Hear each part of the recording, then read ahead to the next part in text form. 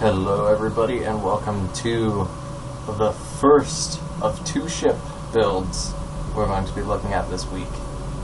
And that's because we're looking at the pair of Elachi ships, starting with the Elachi Escort.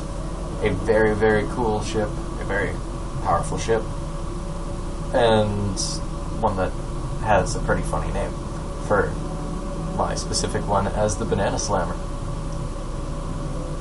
So, clearly, you have to equip an Elachi ship with Elachi weapons.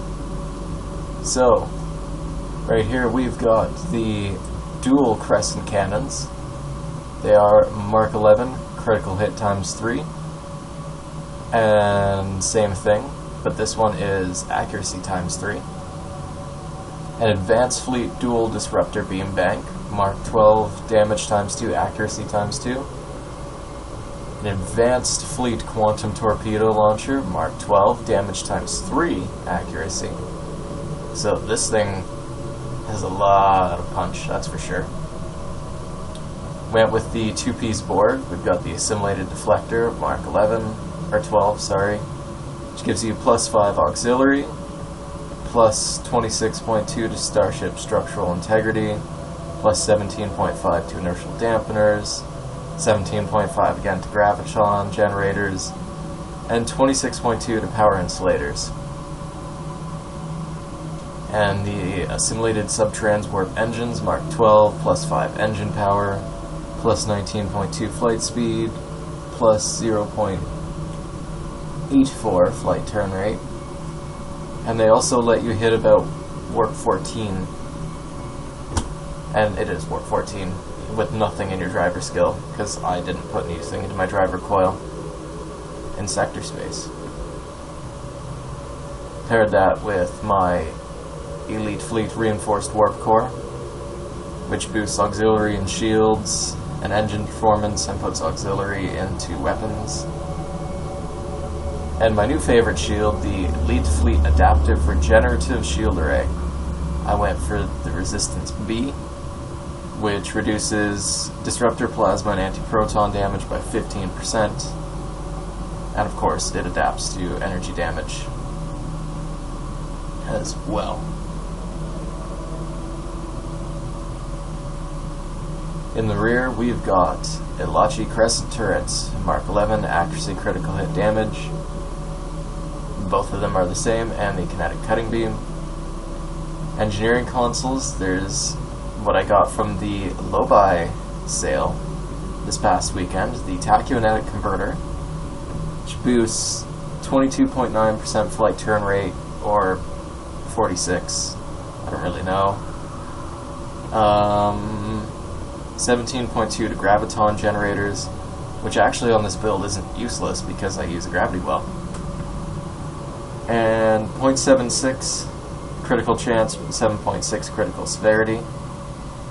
The neutronium alloy plus hull HP, because the hull in this is pathetic. It's 28.5 stock. You'll see in a moment what it is on this ship. We've got the Elachi subspace transceiver from the Von Bosch, which allows you to launch two pets. One is a control craft, which heals you and uses viral matrix on your enemies, and the other is just a little shuttle to shoot things. But they've got a good hull strength of about 25k, so unless you're facing the board, they survive quite a while. We've got, from the Elachi set again, thanks to the low-buy sale, although these were the only two consoles I could afford, the binaural infusion circuits from the Elachi set, which boosts 17.2 to structural integrity, 17.2 to subspace decompiler, and 15.2% critical severity. 0-point energy conduit, because 1.8 to all subsystems. It increases power insulators as well, which is good against the Borg, by 19.7%. It gives you 1.8% critical chance. And the obligatory assimilated module for 0.92 critical chance, 9.2% critical severity, plus 5 weapon, plus 5.1 install starship hull repair, and plus 22.9 starship graviton generators. A lot of graviton generator boosting going here. And when we see these stats, they'll be new. I just got this build done, did a test, did the videos. I wanted to do more testing, but my loadouts wouldn't stick until today. So, for tactical consoles, we have the Crescent Wave Cannon, because it's cool. It's not very good, but it's cool. And 3 vulnerability locators plus disruptor. For the traits, I do have to change one of them, because Astrophysicist can be used on this build instead of Hot Pursuit. But if you've watched any of my other videos, you've seen these. Everything is standard for Human Tactical Officer, all the space traits, none of the grounds. In Space Reputation, everything is pretty much the same as I normally do, except I'm trying out Tactical Precision from the Undine rep, and it seems to be working well. Because according to my parsing, my accuracy is near perfect, and my critical hits are about 25% for everything. And the Tactical Precision boosts your accuracy by 3% for 15 seconds every time you use a tactical ability, and that can stack 5 times. So in my Alpha Strike, we've got 1, 2, 3, 4, 5 already. We've got 6, 7 tactical abilities in the Alpha Strike. So that gives a 15% bonus to accuracy, which is real nice. And I'm not tier 5 Undine yet, so we don't have that shield healing deal that they get. For the stats, this is something I haven't seen yet. Power transfer rate is crap at 110%. Bonus defense at full speed is 77.7. That's insane. That's huge. The hull strength is 41.7. Okay, and that is okay. That's pretty low for most of my escorts, though. But that's about what my best is at. Which was the ship I was going to bring you this week, but as I'll explain why in the Monbosh video. Hull repair rate is 166.2, thanks to the 2-piece board, which if you're not familiar with that bonus, regenerates 1% of your hull every 2 seconds. It boosts your starship hull repair by 10, and when taking damage there's a 2% chance to trigger autonomous regeneration sequencer. That was just a weird word. For 10 seconds, which gives you a boost of 2.7% of your hull regenerated per second, and 0 to 50 all damage resistance rating, and it increases as your hit points fall. Can't trigger more than once every 60 seconds though. So about once per minute you get a big hull boost and a big resistance boost, which is nice. My shield regen rate is 296.6 per second, and even though they're regenerative shields, because the Escort has a shield modifier of 1.3, which is why it has the hull strength of a science ship, because it's got the shield modifier of a science ship, it's 9.9k. In fact, it's 7 hit points off 10,000. There's no fancy tricks. I can throw 2 field gens on here and get it up to like 13,000. But that's real nice. All energy damage resistance is 26.1, and kinetic is 23.7. The attack stats are quite nice. 25% accuracy.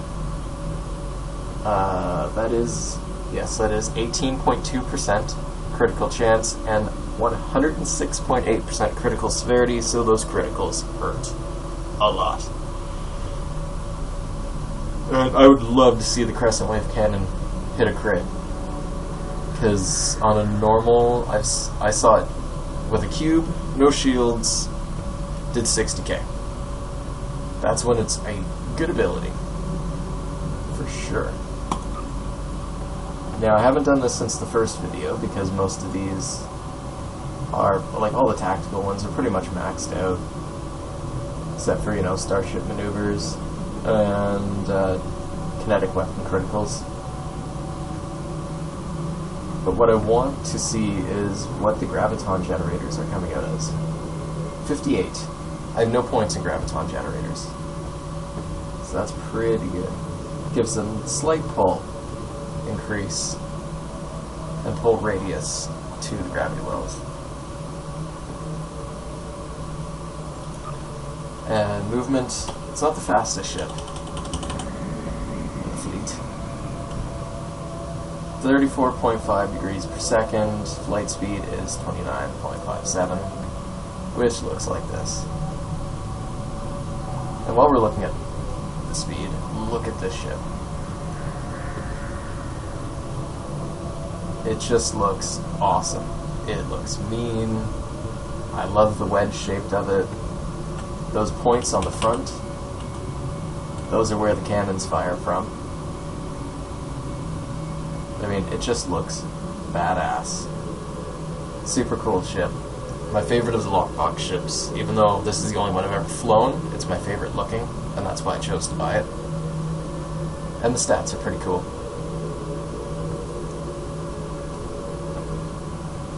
For my boffs, went with 3 torpedo officers.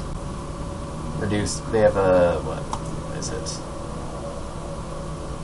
20% chance to improve the recharge time of torpedoes by 5 seconds. Beam overload DOF, actually an energy weapons DOF, but a beam overload variant, which has a 30% chance that attacks ignore 35% of target shields for 4 seconds. Beam overload attacks, that is. If we get this out of the way, if you look at the proc on all the Elachi weapons, which I can now afford an Elachi dual beam bank, so I probably will throw that in there. But they have a 2.5% chance to ignore 100% of your target shields and 50% of your target's damage resistance. Great shield penetration there. And right after this video, I'll go over to Allied Joint Command and I'll grab myself a dual beam bank. So of course, as always, my Warp Core engineer, you're all familiar with him, and a gravimetric scientist to increase the chance of aftershock gravity wells. And he's not as good as he used to be, but this Saurian used to be pretty damn awesome. Oh, sorry. Power levels I'm running on this ship: 125.90 for weapons, 67.35 boosted to about 90.35 with emergency power to shields. In fact, I'll show you exactly where it's boosted to. 113.35 when that duty officer kicks in. 88.35, 88.40, and weapons power would have just been ridiculous. Normally though, it's 64.35 and 68.40. Not the best power levels I've ever seen on a ship. Oh, and 86.35. Yeah, not the best power levels of all my ships, but they're not bad. Nothing here is bad. And this ship is a damage dealer and a tank. It is so effortless, it's hilarious. So it's... Although my only test with this build was with a really good... Well, not a really good, but a good team. A really good for pugging team. So how I've loaded this out is Liberated Borg with double emergency power to shields. My Romulans are here. So we've got double tack team, beam overload 2, cannon rapid fire 1, torpedo high yield 3, cannon scatter volley 3, an ensign engineer, just went for Betazoid with engineering team, and my Orion is in this build because she has Polarized Hull, Science Team 2, and Gravity Well 1. And she's my only officer that has that arrangement, and that's what I wanted here. Hazard emitters might be better, but I didn't want to go for a double hull heal. And I'm saying might be better than Science Team. I should clarify that. I know what I mean in my head, you don't know what I mean in my head. But I'd rather have a hull heal and a shield heal. You could argue that emergency power to shields is a shield heal, but it's really just a shield power bonus.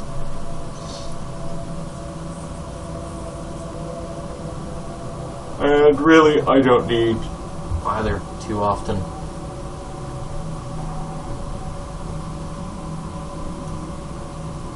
And there is a mistake in my loadout. I'm going to change that. Battery capacitor is supposed to be above engineering team, so that when I hit the battery capacitor, it'll also do the engineering team, but whatever. And then evasive maneuvers is supposed to go above tactical initiative, just because that's an okay place to put it. Just gotta resave this loadout and hope that it sticks. Those changes aren't gonna stick though, I'm sure. But it's not the end of the world if they don't. Don't really need the battery capacitor. That's pretty much it. This is the cheapest lockbox ship you can buy off the exchange, and that's how I did do it. And I don't see why. There's not too much special about it, I guess. I mean, it looks awesome. Looks very true to what the Elachi are.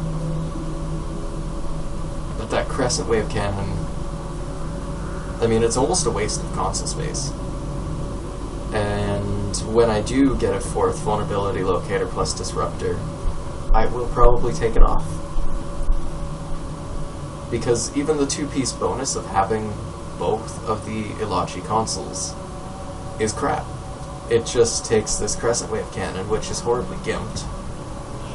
I mean, the Vesta's quantum phaser is a shit ton better than it.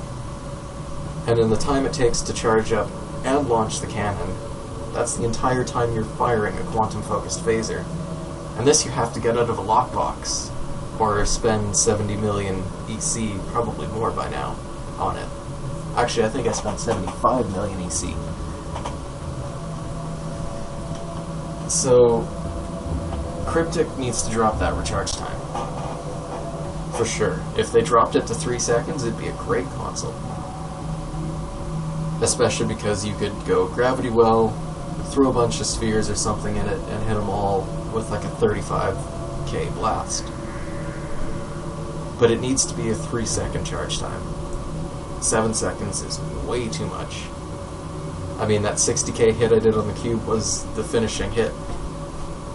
And I hit it just after I hit my Alpha Strike and threw it into a Gravity Well.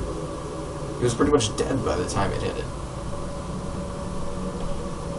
So yeah, 7 seconds is way too long. But if you want a really cool and a special ship, because all the lockbox and low-buy ships are special. That's what they're supposed to be. They're rare.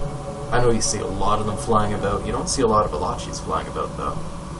Mon Bosches, yes. Obviously, because holy crap, that ship is OP. But you don't see a lot of Escorts. It's a good ship to go for. Especially, you know, if you want to do crowd control and just obliterate the hell out of everything. So, as always, guys, thank you for watching, and hopefully drooling over my ship when we get it into action. Have a good one.